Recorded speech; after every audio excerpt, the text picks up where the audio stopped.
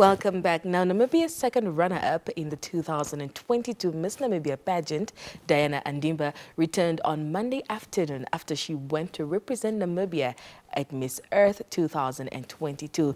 Now, Andimba made it to the top 20 and won the Best Echo Video for Africa. Our reigning beauty queen currently joins us in studio to share more details on her journey in what it meant for her to partake in this competition.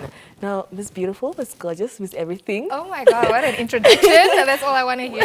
Welcome back to Namibia and welcome to Good Morning Namibia. Thank you so much for having me back. First of all, before you left for the Philippines, yes, you won something.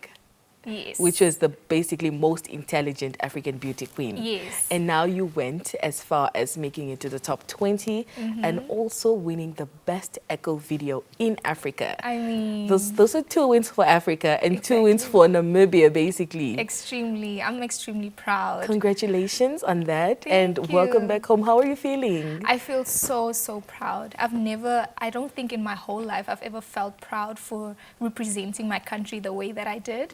And being able to break barriers and stereotypes about small countries not being able to place was really a big deal for me. Okay, and now how was the experience overall? Let's talk about, when you got to the Philippines, the accommodation, the food, everything. I mean, I am a well-traveled person, so I've been to 13 countries already in my lifetime, and this was going to be my 14th country, but obviously because of the pandemic, nobody was able to travel. So it was great to be back in that spirit. I mean, when we came, at the airport, I was like, Namibia has arrived. Yeah. And, seeing the big buildings and everything also got me very excited because I'm an architect. So obviously that gets me excited. Meeting the girls, the delegates, and really get to immerse myself in a different culture was just beautiful for me. And I loved the Filipino people. They were so accommodating, so hospitable. And the food, oh my God, was amazing. I enjoyed that.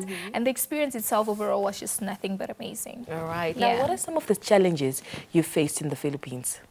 Some of the challenges, I won't really like to call them challenges. I like to call them hurdles because I believe that life has its own challenges and so forth. But I'm also a very God-fearing woman, and I believe that God didn't instill fear within us.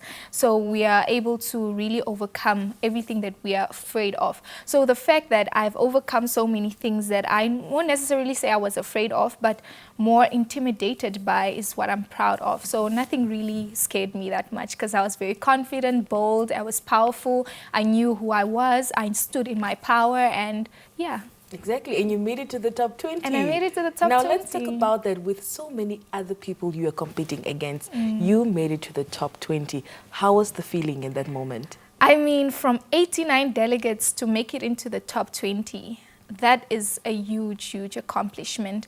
And to know that as a country, Namibia, we haven't been able to place on the Big 5 pageants since 2010 when Odile did that, I was very proud. I was very proud. And to be the first person to place at Miss Earth, also from Namibia, another proud moment. So I think it was just a moment to approve and reassure me of what I was doing was in the right direction.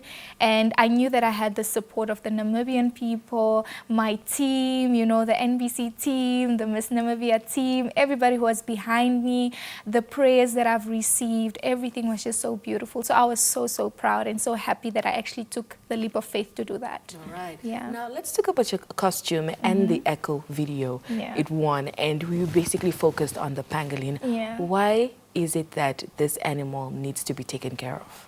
I mean, like I say, and I've always said this, it is the world's most trafficked mammal on the planet. More trafficked than even rhinos and elephants, and I'll continue saying that, and most people don't even know how it looks like. So for me, I always feel it's actually just my nature to always want to be a voice for the voiceless, and I feel like I'm a voice to this animal, and we need to know more about it, and there's actually a lot of conservation around it, and we really need to speak out about it and be the voice that needs to be, on the forefront, and most importantly, also debunk the stereotypes about it. You know, people in China and Vietnam come and they traffic these mammals to their countries because they believe that they have some kind of magical powers. They enhance your sexual desires. They're used for medicine, for arthritis, for so forth. But it's not true, because these scales are literally made out of keratin. And just to add on to that, I was very proud to actually win the best eco video for Africa, because it just means the amazing team I have behind me. I would just like to big shout out to the NBC team, because this was actually your work.